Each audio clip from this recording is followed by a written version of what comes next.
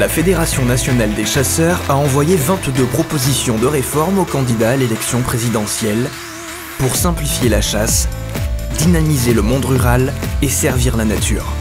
Les candidats ou leurs représentants venus à l'Assemblée générale de la Fédération nationale le 14 mars dernier ont bien voulu apporter leur réponse à certaines de ces propositions. Voici celle de M. Hansen Kata, représentant de Marine Le Pen. La chasse est légitime culturellement, elle est utile socialement, indispensable écologiquement et globalement, c'est ce que pense la société française. L'État doit s'engager pour la chasse. Un ministère des territoires ruraux et de la biodiversité doit être créé afin de rééquilibrer les instances environnementales, les valeurs et la gouvernance nature. Développer les ressources naturelles et promouvoir les cultures qui s'y rattachent. Le rattachement de la chasse au ministère de l'Agriculture est une fausse bonne idée, car la chasse risque d'être la variable d'ajustement des politiques agricoles et forestières les plus productivistes. Il y a un problème dans le rapport de l'État et des gouvernements successifs avec la chasse, c'est l'absence de confiance. Enfin, c'est plus que l'absence de confiance, c'est l'existence d'une véritable défiance qui tient à ce qu'est l'histoire du ministère de l'Environnement, bien que inventé, imaginé par des chasseurs, leur a tout de suite échappé. Et donc, ce ministère de l'Environnement est habité par une culture qui n'est pas la nôtre, ça c'est pas forcément le plus grave, mais qui est une culture de défiance vis-à-vis de nous. Il faut sortir de ça. C'est vous qui êtes les plus à même d'imaginer ce que doit être la chasse de demain. Fédération de chasseurs. Faciliter l'accès à la chasse, examen du permis de chasser, défiscalisation, en confiant de nouvelles missions aux fédérations, notamment pour la gestion des fichiers de chasseurs, les actions pédagogiques, la vigie sanitaire sur la faune sauvage, l'ingénierie. Conforter l'organisation associative fédérale du monde de la chasse. Tout est possible. Tout doit être entendu, c'est des réflexions qui doivent être les vôtres et qui doivent être entendues en pleine confiance avec le gouvernement futur. J'ai bien entendu votre remarque sur la défiscalisation. Ça aussi, c'est un chantier à ouvrir qui ne supporte aucun tabou. La chasse doit être au cœur de la biodiversité. Les chasseurs sont donc les interlocuteurs d'une politique de l'environnement qui se conçoit clairement. L'AFB. Une réforme législative est nécessaire pour clarifier les missions de l'Agence française pour la biodiversité. Modifier sa gouvernance, en exclure les missions de police et mieux intégrer dans son CA les usagers des ressources, dont les chasseurs.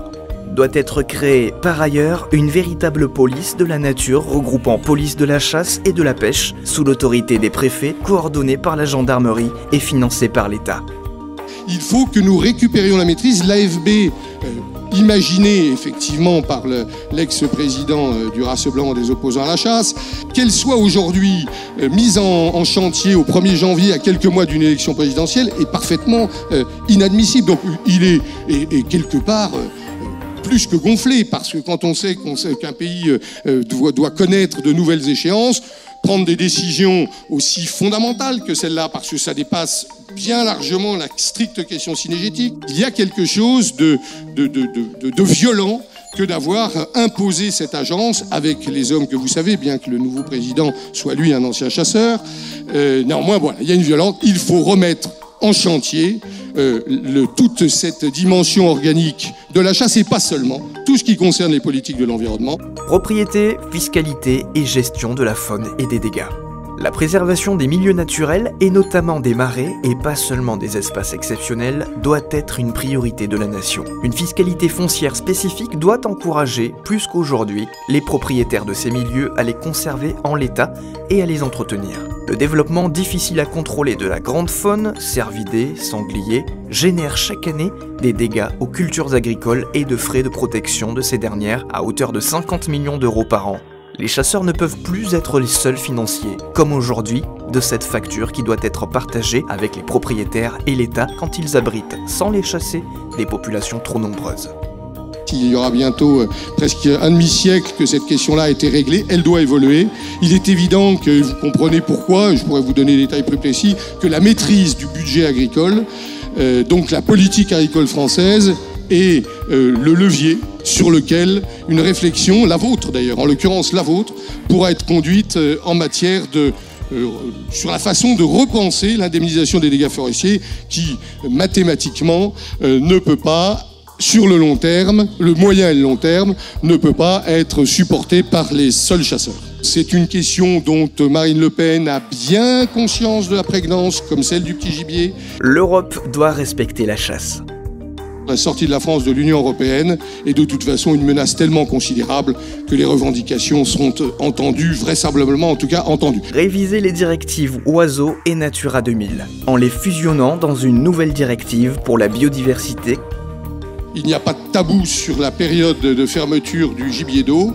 Lorsque la directive a été créée, un certain nombre d'espèces n'étaient peut-être pas forcément dans les situations positives où elles se trouvent aujourd'hui. Donc la révision de la directive est une nécessité. C'est ce qu'on nous a dit.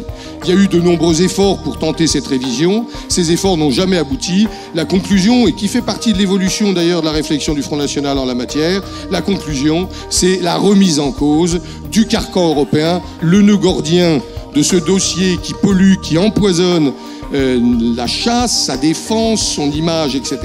Le nœud gordien, c'est les directives et la solution, c'est d'en sortir. Nous saurons vous entendre et croyez bien que Marine Le Pen a autour d'elle les gens qui sauront faire passer les bons messages.